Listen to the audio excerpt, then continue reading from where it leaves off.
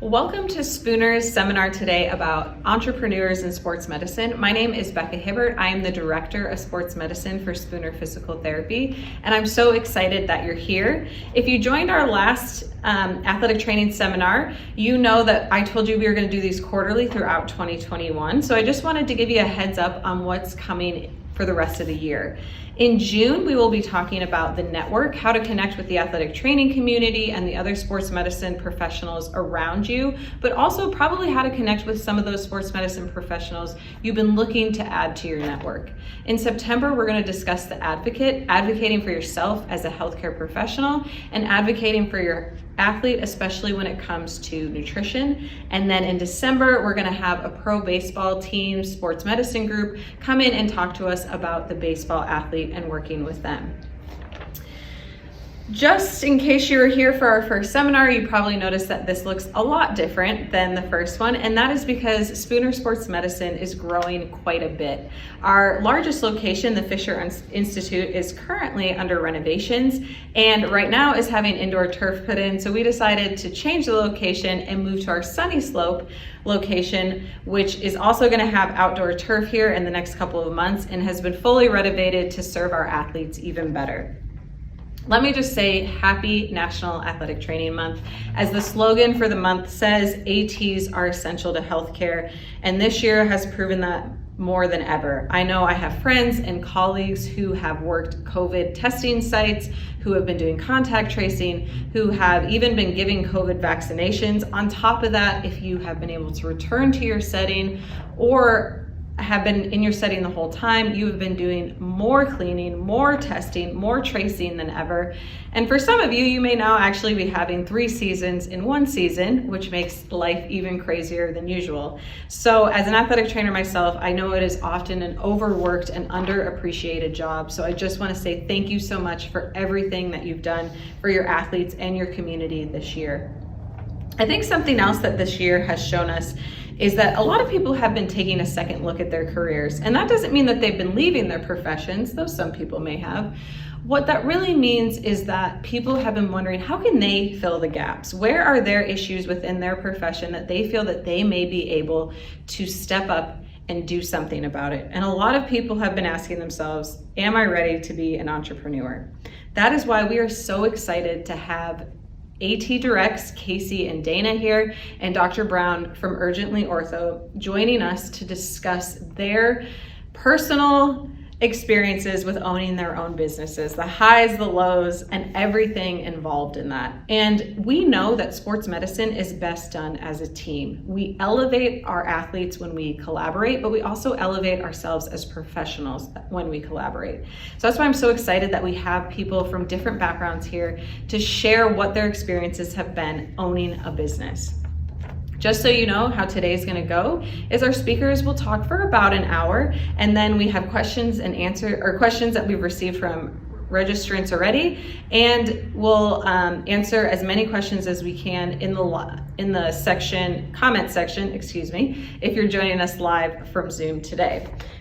So let me go ahead and introduce Casey and Dayna from AT Direct. Casey was born in Tucson, Arizona. She played softball and soccer growing up. She graduated with a Bachelor of Science in Athletic Training, and while she originally planned to get her physical therapy degree, she realized that her passions were in sports medicine and athletic training, so she headed back to Arizona and got her master's and doctorate degree in athletic training from AT Still University. Casey is currently a teacher and an athletic trainer at Queen Creek High School and continues to be part of various research projects that will advance injury prevention and concussion management in youth athletes.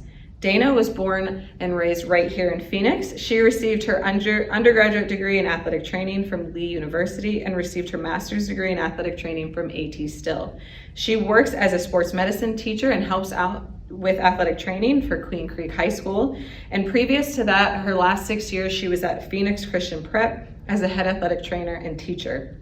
Her clinical interests include building programs to provide sports medicine care to underserved and low-income schools and communities, teaching other athletic trainers about the insurance process and how to get the best care for your athlete, no matter their situation. When she is not working, she is passionate about being outdoors and everything local and enjoys finding new local restaurants and shops to enjoy. So please welcome AT Direct's Casey and Dayna.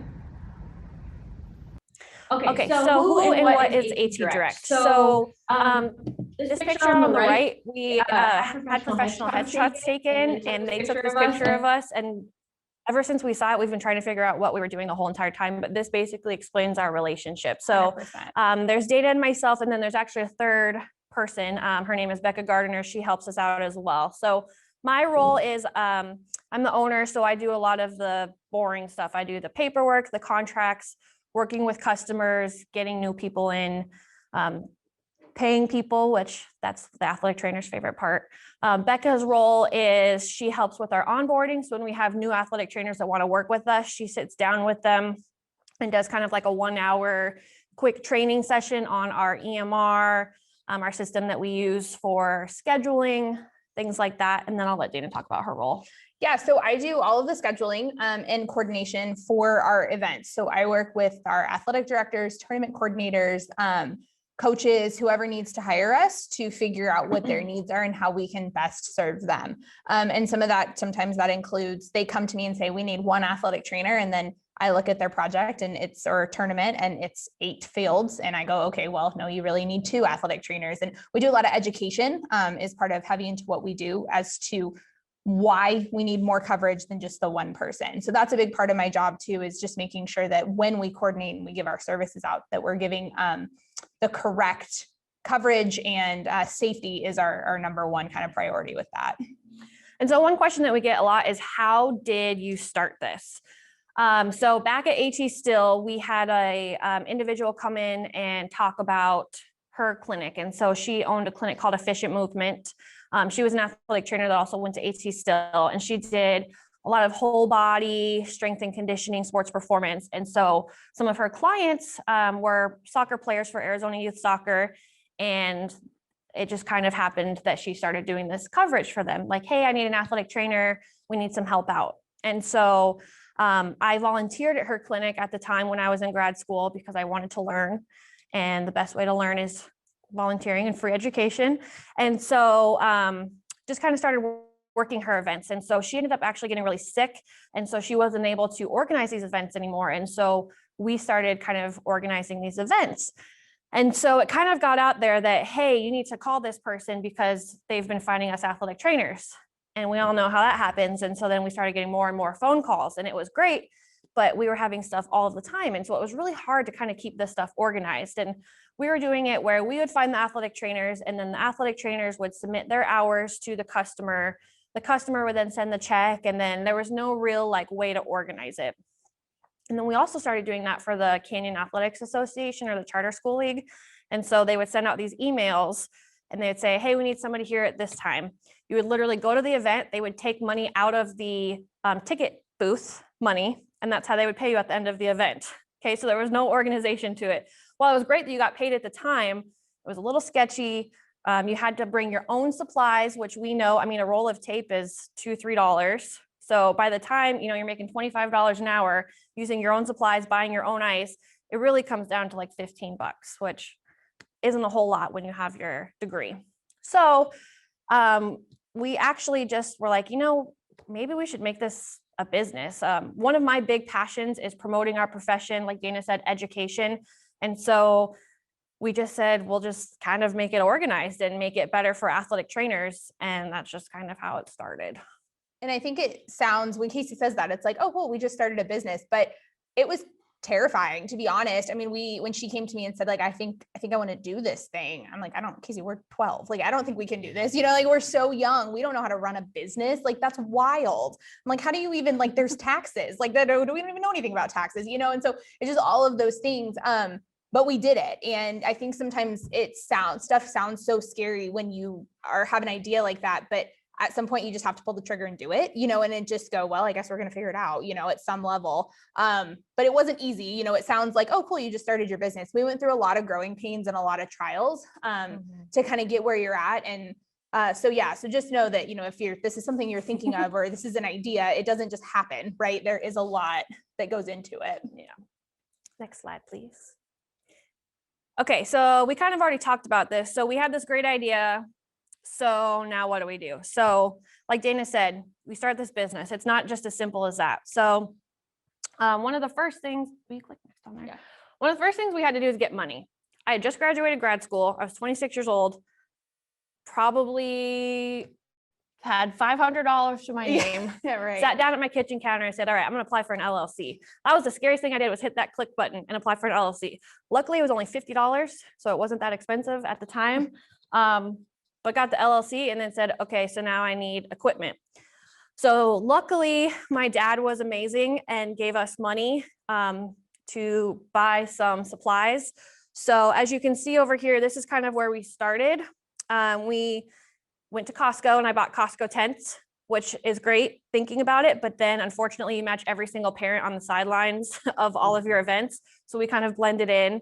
So now we have these great big tents that say medical tent so that people actually know, hey, we're not here giving out massages. We had, so we bought tents, we bought kits. The other big thing that we did, do you actually mind going to the next slide? I think it's on the next one. And then I think you just have to click through. So apply for the LLC, like I mentioned, find a lawyer. So that was our other first thing we did. So I found a lawyer. I paid him to do all of our contracts. So we actually have official contracts for both the athletic trainers and our customers.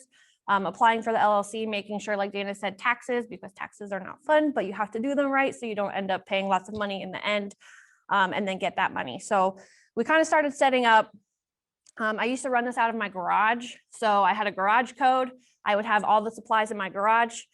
We had the portable massage table. So you'd have a tent, a portable massage table, and we used the rolling toolboxes. So I had them all thrown in my garage. Everybody in the world had my garage code, which is super safe, right? I would say, hey, come pick up supplies. Every Sunday I'd pull in, we had, I think 8 kits, pull them into my living room, restock all the kits, and then put them right back in the garage. So that was in 2017, 2018. Now we have a storage unit, which is much more efficient and safer, that everybody can go and get supplies at. And the best part is all of our extra supplies are there, so people can restock everything on their own.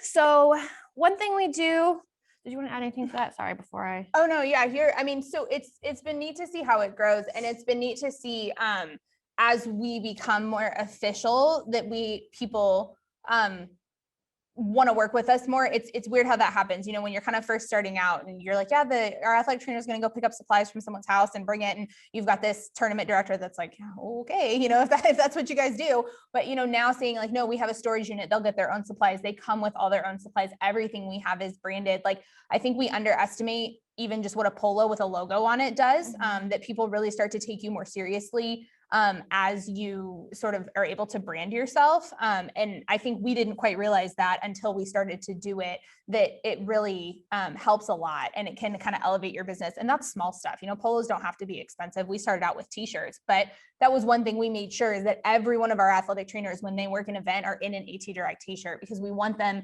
to see that logo, to know that. And we've had it happen to where somebody remembered us from an event, Googled us and called and said, hey, you know, I was at my son's game and I saw you, we need you for this event. And so I think you don't ever underestimate sort of as you grow, making sure that you are sort of branding your business and kind of elevating it that way. Cause I think for us, it's helped a lot. And it's to the point too, that if people don't have that shirt on, they don't let you on the field. So Right. that shirt is kind of a identification. And we have the words athletic trainer on the back. So they know you're not an EMT, you're not a cardiologist that's a parent, you know, in the stands, or we've had x-ray techs and gynecologists run out with us before. So having that big word athletic trainer on the back, I think is super helpful as well. Absolutely.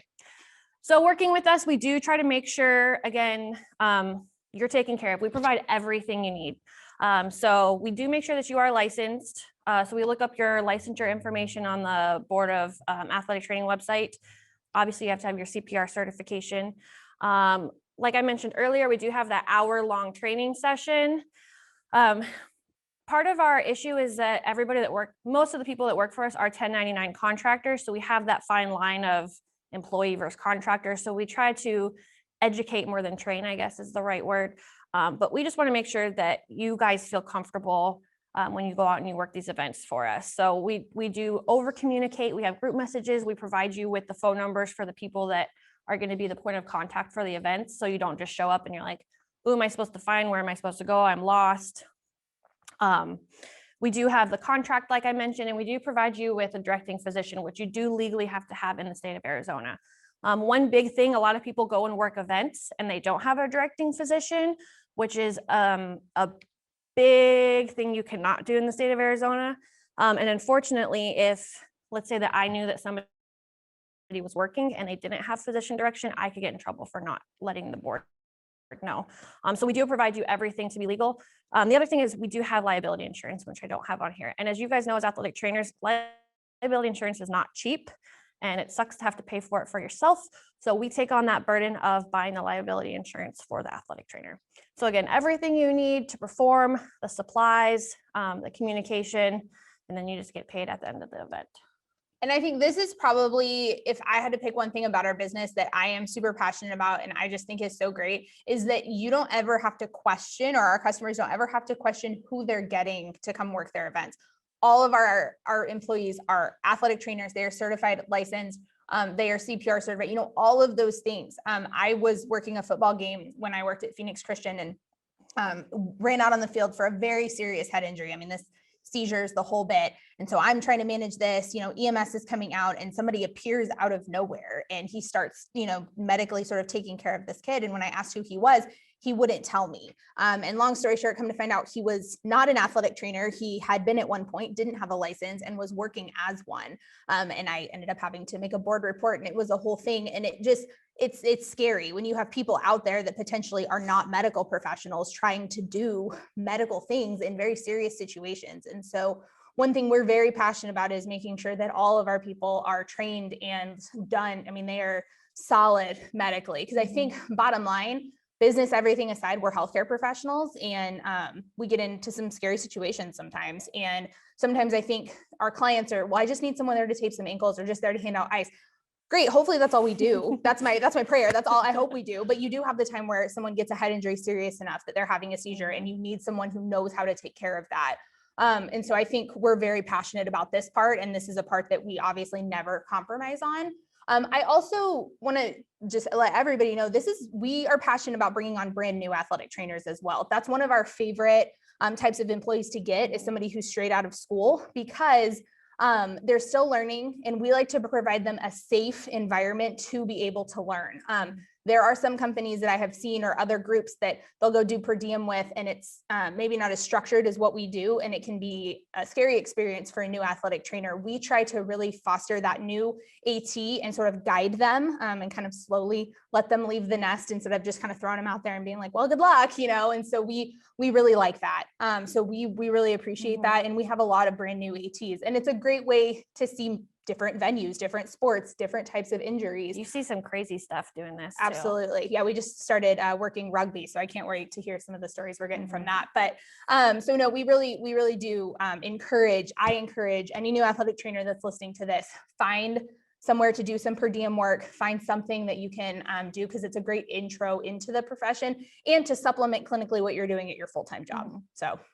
And as well, I think a big thing is that this is a company run by athletic trainers. Yep. Dayna and I are working the events with everybody. We would never put anybody in a situation that we wouldn't want to work ourselves. And so when you work for us, it's being run the way that it should be run as an athletic trainer. It's not some businessman that's upstairs, looking at buying his third yacht somewhere, just trying to save pennies, right? This is run by athletic trainers. We're working right next to you. We want to make sure we're taken care of and that we're not put in sticky situations that we wouldn't want to be in. Absolutely. Thank you. So we have 135 athletic trainers that work for us, which is awesome. So when we started, I think we had about 12. It does help being AT Still alum, because we do get a lot of post-professional students that do go to AT Still, and so they kind of send us individuals that way. But like Dayna said, it's really good. We do have some people that are stay-at-home moms, and so they can pick up events when they want to. Maybe their husband's working and they need to get out of the house. Or we do have people that just teach and they do want to keep their clinical skills up, so then they work for us as well. Some people are like, hey, I want to go to Vegas next week and I need to make some extra money for Vegas. Let's do this event really quick. So it's nice that it's as your discretion. So again, you're contractors when you work for us, so you can work as much as you want. I've had people that have made, I think last year, my highest contractor was $15,000. But then I have people that just work like one event a year. So it's really up to your discretion. And we work interprofessionally as well. We actually have, I'm counting, I think 4 athletic trainers right now that are in PT school, who work events for us on the side while they're in school, which I love for them because it's an awesome way to make money, supplement, your income while you're a student, but also keep those clinical skills up. And they have told me they feel like it puts them ahead in some of their classes and kind of just keeping those skills up. So we work interprofessionally as much as we can. We actually have a graduated physical therapist that's worked for us that just paid off all her student loans with her extra money. So it's good for that kind of stuff too. We do have some occupational therapists. I'm trying to think, I think that might be it. Yeah. But- So no, we like that angle of it as well. And it's good because they bring in a different piece too, being in PT school or being a PT, that is, that they can bring to us that we collaborate with and give, more kind of clinical knowledge there too. So we really appreciate that. So when we started AT Direct, we had 2 customers. Thank God for them, because the first time I sent an invoice, I didn't know what I was doing. And she called me, she's like, so you actually have to pay credit card fees on this. So make sure that you charge me for the credit card fees. I'm like, thank you for letting me know. Now we have 98. So in 3 years, we've added quite a bit of customers, and we don't do any marketing. Like Dayna said, we wear our t-shirts. I post on social media every now and then, but if you follow us, I'm not that great. But this is literally word of mouth. And so having people that work for us and understand what we do and be passionate about the same things we are, we've been able to grow our clientele this big. We actually have 4 full-time employees that pay taxes and have health benefits, and 2 part-time employees now too, which again was really scary because I'm a healthcare provider. I had no idea what I was doing. But I was able to create jobs, which again is another big passion of mine, create full-time jobs for these people. And again, advocate so that they're getting paid well, they're getting benefits and things like that. So I think we've pretty much been talking about this the whole entire time. I think this is the last slide actually. So again, we are run by athletic trainers. We work the events with you. We understand what it's like. We've been there getting the $25 out of the ticket taking booth, having injuries that we don't know who to call when we have a broken arm or a broken femur. So trying to keep this organized, again, taking care of our athletes. Another thing we do is the Monday after a big tournament, we call those kids. The kids that we put in our EMR that maybe had a head injury, maybe had a broken wrist or whatever it may be, we call them. And it doesn't matter if they're in Arizona or if they're in Colorado, we call them to make sure that they are getting the follow-up that they need. If they need an orthopedic surgeon in Colorado, we go out of our way and we find an orthopedic surgeon in Colorado to get them seen. Because in the club setting, that happens a lot. These kids get lost to follow-up. And so we don't get paid extra for that. We just do that because we want to make sure that these kids are getting taken care of.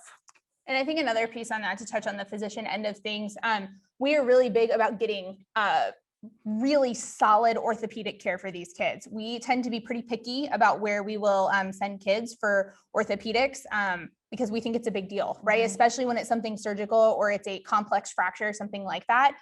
We had a situation where a kiddo went to the hospital for a fracture that I knew needed to be set that night in the hospital. And they said they didn't have the capacity. And they were like, we think you'll probably be okay until you see the orthopedic surgeon. And I said, no, he won't be okay.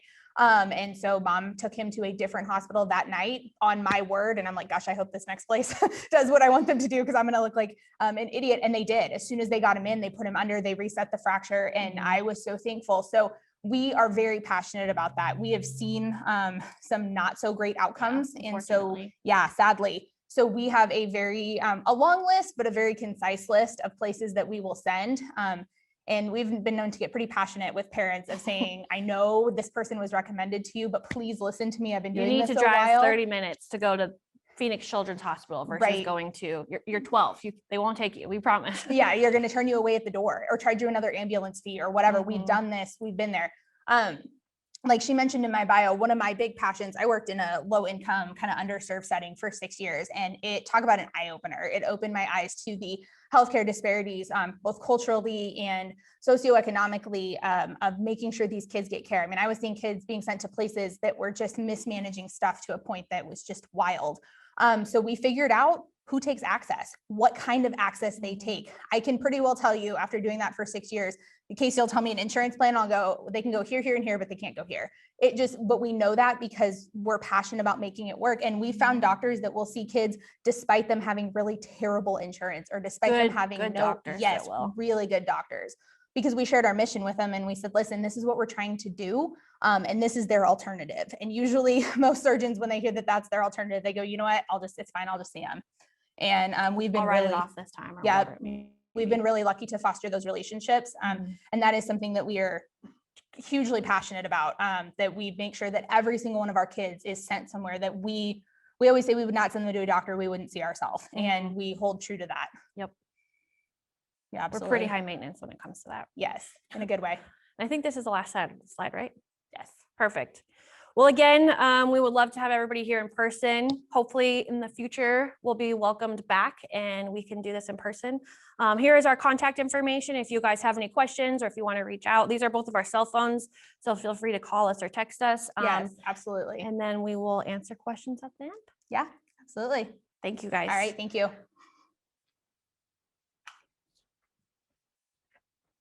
All right, I'm going to go ahead and introduce our next speaker, and I am super, super excited to hear from her. Dr. Leah Brown is a board certified and fellowship trained orthopedic surgeon, specializing in sports medicine and treatment of the knee, shoulder, and elbow. She's the co-founder and owner of Urgently Ortho, an immediate access orthopedic clinic. She received her bachelor's from the University of Georgia, where she was a 14-time NCAA All-American and 2-time NCAA National Gymnastics Champion. After completing her undergraduate work, she earned her Doctor of Medicine degree at The Ohio State University and the Cleveland Clinic Foundation. She completed her fellowship at Ortho Carolina in Charlotte. Dr. Brown has served for 2 years as a battalion surgeon and a general medical officer at Marine Corps Base Camp Pendleton. Dr. Brown completed a 4-year residency in the Department of Orthopedic Surgery at Naval Medical Center, San Diego, and subsequently joined the center's Department of Orthopedic Surgery as a faculty orthopedic surgeon. In 2012, Dr. Brown was deployed to Afghanistan as part of Operation Enduring Freedom, where she served as an orthopedic surgery department head. She is the recipient of 9 military honors and awards, including the Bronze Star and Navy Commendation Medal. She continues her military service as a Navy reservist. She is currently the team orthopedic surgeon for the Phoenix Mercury and an official orthopedic consultant for ASU. She's the Department of Surgery chair and serves as on the medical executive board at Tempe St. Luke's Hospital. So please welcome Dr. Brown.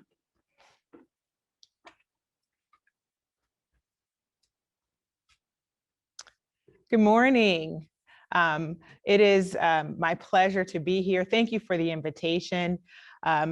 I really think that this is a fantastic topic, especially as it relates to the physician entrepreneur.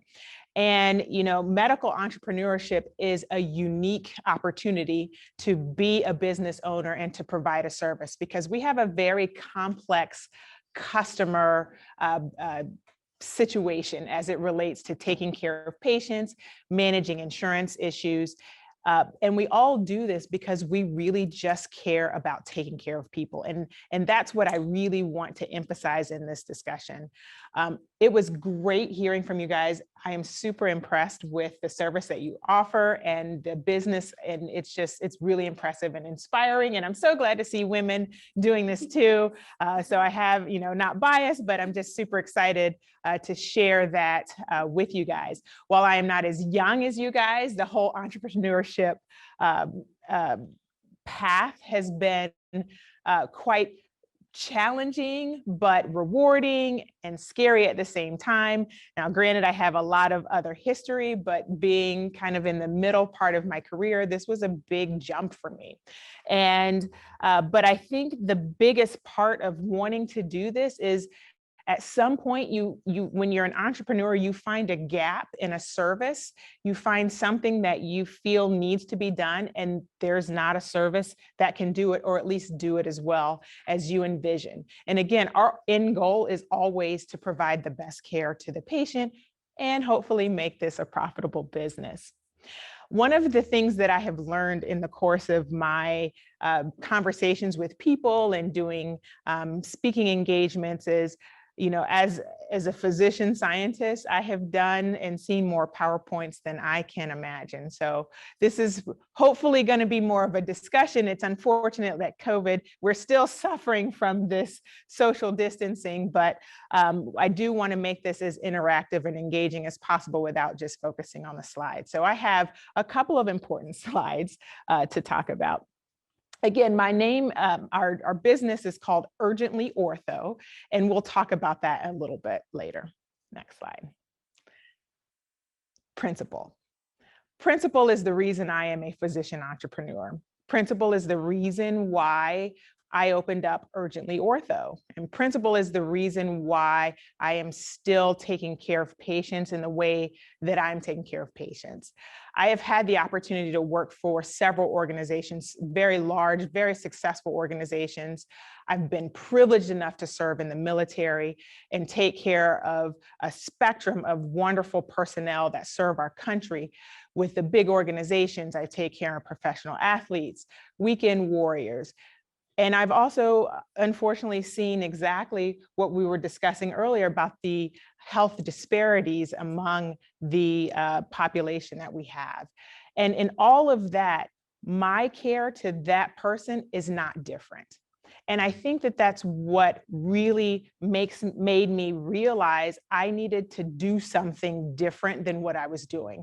I didn't want to have to change the way that I delivered care because of a way that I was stuck having to take care of patients. And it is not to disparage organizations, it's just that there are certain business models, and when you're an employee, you have to maintain them. I really find it imperative to really focus on the physician and the patient relationship. The physician-patient relationship is really the basis of how we get to the end goal, and that is getting the patient to the treatment outcome that they want, okay? And that sometimes, unfortunately, in medicine, that's not always the case, but this is a team atmosphere. And especially as we talk about sports medicine, I've always enjoyed having a team atmosphere. I work with wonderful athletic trainers. I work with phenomenal physical therapists. I work with sports nutritionists. I work with EMS. I work with all of these people to deliver a healthcare result to a patient. I know what I'm good at. I am a surgeon scientist. I am a passionate patient advocate, but I am very specific in what I treat. I leave those other parts to the professionals and experts in their field, the athletic trainers. I'm not an athletic trainer. I'm not a physical therapist. I'm not a sports nutritionist. And what I feel is that in the physician-patient relationship, sometimes that burden is expected on the physician as to kind of maintain that the physician knows what they know everything, they have to do this. That's not at all. And that's not at all what I believe is accurate. And that's not how I wanted to practice. The other part is that I did not like being strangled by time constraints and decisions that were outside of the patient and the physician relationship. So with that said, I thought, well, as an athlete, what do we need? We need immediate access orthopedic care, period. We need immediate access. And this has been done in other states and other places, but what we really need is immediate access that feels like you're getting good care. It doesn't feel like you're getting kind of whoever's on call, whoever happens to carry the pager, whoever, whatever their expertise is. We need immediate access orthopedic care. And that is what I sought to deliver. And in this, I also felt that it's not just about, delivering medicine so I could find, the patients that I can operate on and then take care of the non-surgical patients. My practice is really about wellness. It's about orthopedic wellness. And whether that is about operating on a patient, not operating on a patient, it's how do we get to the outcome that we want to get? It was important for me to recognize that talking to the patient, spending the time with them, looking them in the eye, asking them what their goals are, asking what their expectations are, really understanding what their goals are and what their expectations of me, so they could clarify, so we could all be on the same page. And I think it's also important to understand that while my patients are customers in a sense, it's not really a customer relationship. I absolutely respect their time and respect what they offer. And I know that they know their body best, but they come to me for my expertise. Sometimes that involves me having a hard discussion with them. Sometimes that involves me actually sending them to someone that really is better at taking care of them. But it's about earning that trust, so they know that what comes out of my mouth is really based on their total care. And so that's kind of the whole basis of Urgently Ortho and what we serve to do.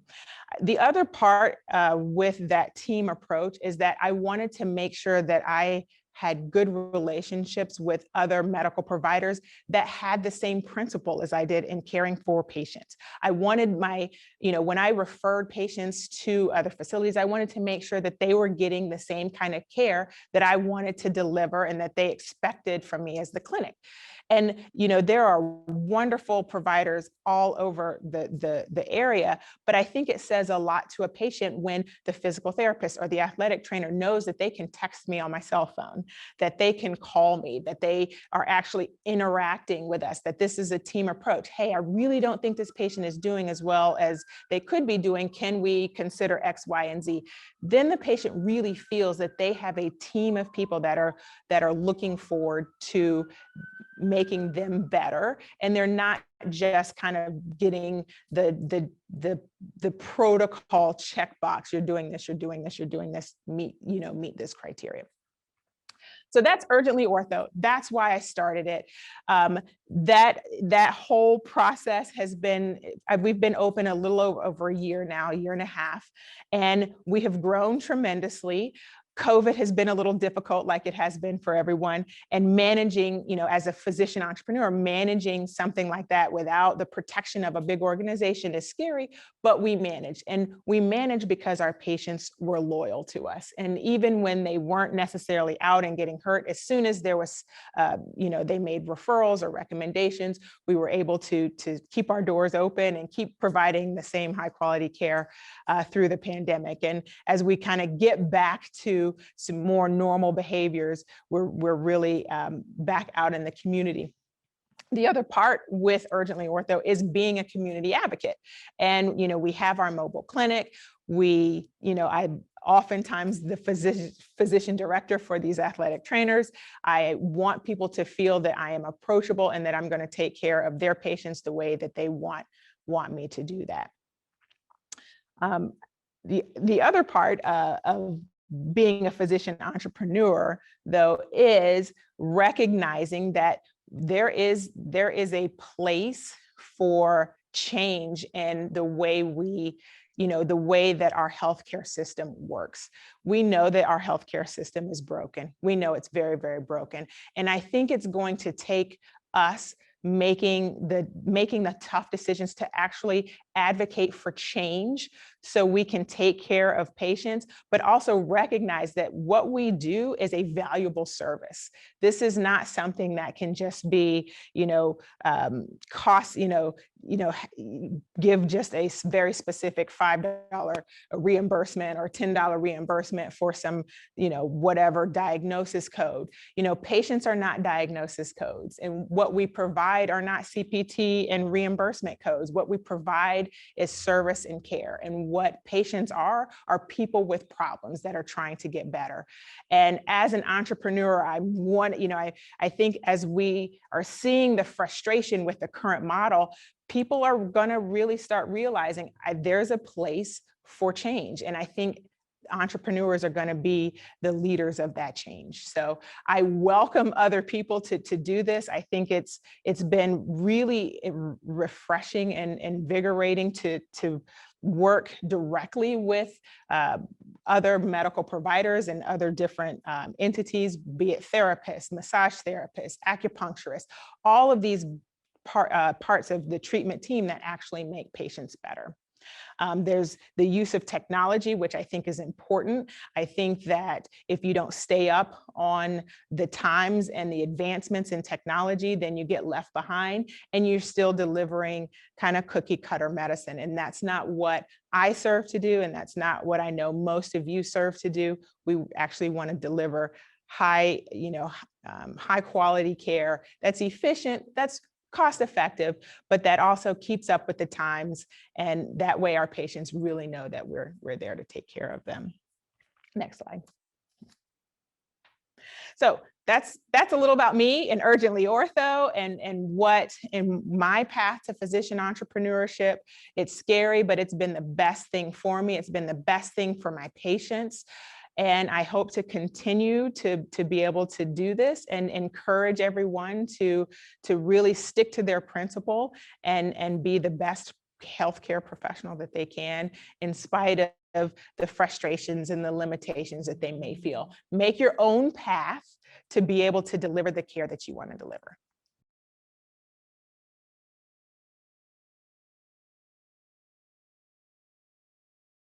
Well, for me, it was, I actually never really thought of myself as starting my own business. You know, when you go to medical school and do residency and surgery, you know, you think of yourself as a surgeon and you either are a faculty, you get hired on at a big organization. And I just saw a gap. I saw a gap in what I perceived as a need in our community. So after kind of really having serious conversations, I just made the leap. And again, it was about passion and principle for me. And just like they were talking about, it's hard. You get an attorney, you got an accountant, you know, they don't teach us these things in healthcare professional, you know, graduate school and medical school. You don't learn these things. I actually think it is something that should be part of every curriculum, because medical business still should belong to the providers that provide the care and not administrators that only know the business part of it. They actually have, I forget what university it is, they have a doctorate of athletic training that you could do like MBA classes at the same time, which I think is really important because that's stuff that you should know just as a life, you know, in life anyways. I think you know, similar. It was finding, there was a gap, there was a need, and it was something that we wanted to fix. The system was broken. You know, we just kind of decided, hey, we want to make this a thing. So it wasn't, I don't really know what was the fire under our butts that just kind of pushed us to do it, but it was just kind of we see that there's a problem and we want to fix that problem. I think for both of us, it was the gap in care. You know, we were seeing that they were hiring whoever they could get, you know, and maybe they were certified, maybe they took a CPR class in high school, but there were students, you know, athletic training students. Right, which is, you know, not only illegal, but not safe. So we were just making sure that, you know, we saw that. And I told Casey, there's got to be a better way. Like we can do this. So yeah, I think that was a huge part of it for us as well.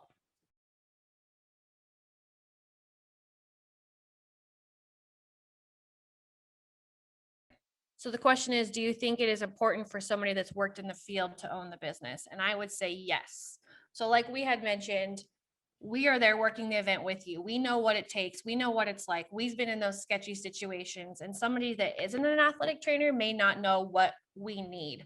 You know, if it's just a business guy that's starting, you know, giving you money and starting this, they don't know that you need, you know, 16 rolls of tape in your kit, or they don't know that you need SAM splints versus a cardboard splint. They don't know that kind of stuff. And they don't know that you don't want 8 fields for one athletic trainer. So I think that you need somebody that's been literally in your shoes to start that business, because they're going to take care of you and provide what you need.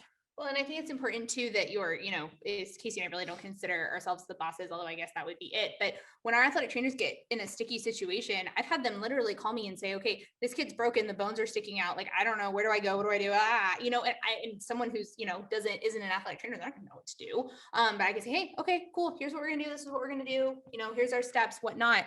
I think that's really important, that having your boss or your leader be able to do what they're asking you to do. I think it's important in general, period. I think it is important for most or any business owner that's going to be in the business to understand the business. And the best way to understand that business is to have been in the business. And medicine is particularly important in that, again, they're not customers per se. You know, our patients, we treat them with obviously customer service and high quality care. We deliver care. We are experts in making sure the patient is healthy and safe and has a good outcome. And a lot of times that conflicts with the best business model as far as making money. And if you are not in medicine, that is a harder thing to fully grasp. You can kind of understand it on paper, but when you're not touching that person and feeling that person and understand that the decisions that you make are affecting people's lives and sometimes life and death, I think it can get, you know, the business part of it can get lost in translation. Now, that said, I do think it is appropriate to partner or have advocates, or you have other people, consultants that are very business versed, because they're the ones that are going to keep the profits going when, you know, again, like most of us don't have business training to keep the model working where you can be, you know, financially rewarded, delivering the best care. So the answer is yes, I do think you should, but I don't think it needs to absolutely be an exclusive ownership, but presence in the absolute leadership is imperative.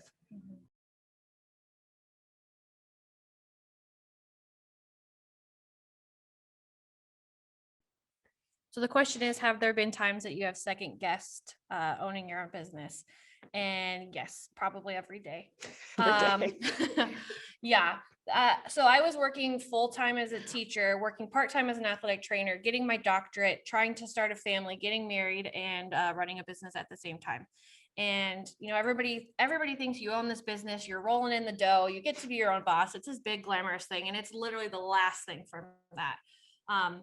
But always in the back of our mind, and I'm sure you're the same way, is it's patience. You know, we're not doing this to make all this money. We're not doing this to be, you know, big famous rock stars. We're doing this to take care of people. And so every time I had that doubt, you know, I just would think about that kid that's maybe, like Dayna mentioned, not going to get the best healthcare, the best surgery. And so that was always the passion behind it. You know, every time I doubted myself, or there was many times that I'm like, this is a horrible idea. You know, another customer comes and underbids us and we lose the contract, and then I feel like a failure. But again, it's always the patient and making sure, you know, these athletes are getting taken care of. And I think too, in Casey and I's business model, we're best friends before the business was ever a thing. And I mean, like best friends. And I think that for us is huge. I am her biggest cheerleader. She's my biggest cheerleader. And so many times we've said, like, I don't know how we're going to do this, but we're going to do it. And we figure it out with the two of us. And I know that we just handle it. And so I think having somebody that's there, be that a significant other, a spouse, a business partner, somebody that is in your corner is absolutely huge. We're not an island. We can't do this alone. And you have to have people who have your back and are working with you too. So back to that answer, yes, every day. And it's not so much to say, oh, you know, it's so hard every day, but you are a business owner every day. And so, you know, the taking care of patients, the passion, the principle, yes, that's easy. And sometimes, you know, to grind through that isn't hard. When the plumbing overflows, or I have IT issues, or all of a sudden some disaster is happening right at the moment. And, you know, I too was doing the same thing, working full time for a large hospital organization, still in the military, you know, fairly newlywed, you know, 2-year-old twins, you know, doing all of these other things at the same time. The glamour is not, this is not glamorous. Okay. This is blood, sweat, and a lot of tears. But when you see that patient, or that, you know, that patient that just literally cries tears because they say, wow, I just haven't had anybody listen to me before. I just haven't had anybody take 5 seconds to care enough to find me somebody else that you're not making money, right? To find me someone else to make sure that I'm better. Best believe that I will send all of my family, all of my friends, everyone here, because I feel heard. And I feel that you're here to take care of me and not just a part. That is what makes the whole entrepreneurship really worth it. You're like, this is ours, this is mine, this is what we did, and this is why we do it.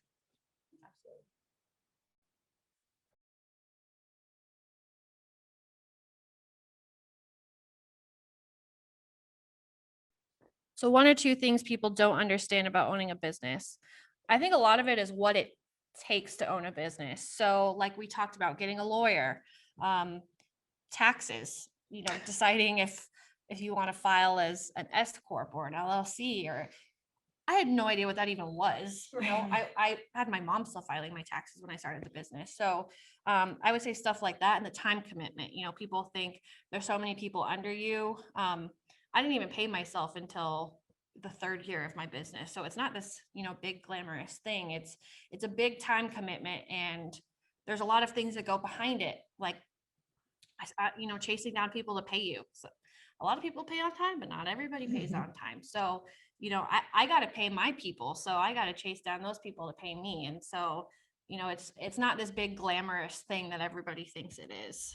And I think too, it's okay to say, I'm not sure, let me check on that. I think that's a big one that I've learned of, we get a complicated situation, or, someone didn't show up on time, or something happened with one of our employees, and the contractor or, the client wants to know how we're going to handle it. And I'm like, you know what, I'm not really sure. Let me talk to Casey about that. Let us come up with a solution and we'll get back to you. It's okay to say you don't know. And no one can expect that you do know, because we're running this business, and, we've only been doing it for so long. And I think there was a time where I thought we had to know all the answers, and you don't, and that's not practical. So learning how to say, hey, let me figure that out and get back to you, I think is a big piece of it.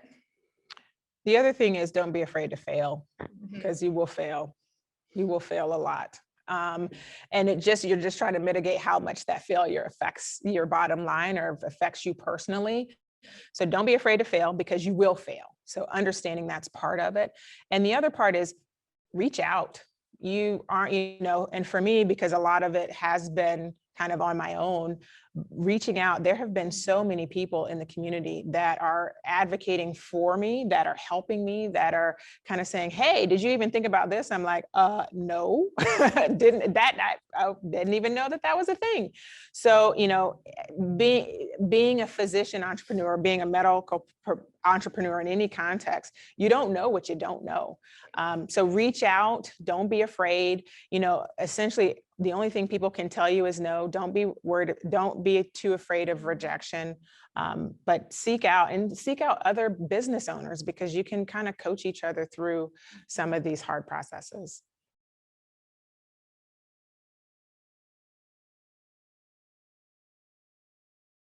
Yes. So what has been one of the greatest joys, and it's going to kind of sound crazy, being able to keep my employees full-time during the pandemic. That was like, I still kind of even tear up myself, because I stayed up at night worried about that, not for me, but for the people that jumped on this ship with me, with full faith that I was going to be able to keep them afloat while they invested in me. And being able to do that is a tremendous source of pride. Similar with us. So we didn't have full-time employees at that time, but we had 6 part-time employees, and they were paid the whole entire time. And that was because we were able to advocate to the athletic directors and say, hey, we might not have athletes, but there's still so many things that we can be doing. We can be working on protocols. We can be doing inventory. And so we were able to pay our athletic trainers the whole time as well. And then kind of on top of that, creating jobs. So like I mentioned earlier, we have 4 full-time athletic trainers, and 2 of those were brand new positions. So the fact that we were able to create full-time jobs for athletic trainers, to me, is like my biggest pride, aside of taking care of the athletes. But creating jobs is pretty awesome. Yes. Well, and one I'll note too that's not pandemic related. I had this past fall, we had an athletic trainer who he just moved to the Dominican Republic to work with baseball, but he was working at a soccer tournament. And the tournament director said, I just wanted to let you know we had an athlete that went down actually at another venue, another site that the parents spoke Spanish only.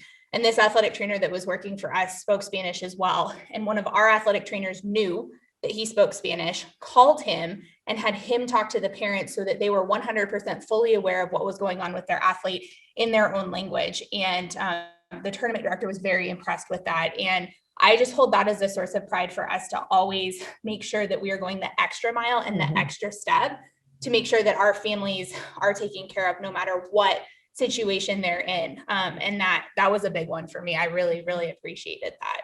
And to quickly, as she noted, to the athletic trainers that are on the reservation, please reach out to us. We are hugely passionate about what you guys are doing, and we want to be able to support you literally in any way we can. Casey and I are both local, and that is huge for us. So please, please, please send me an email.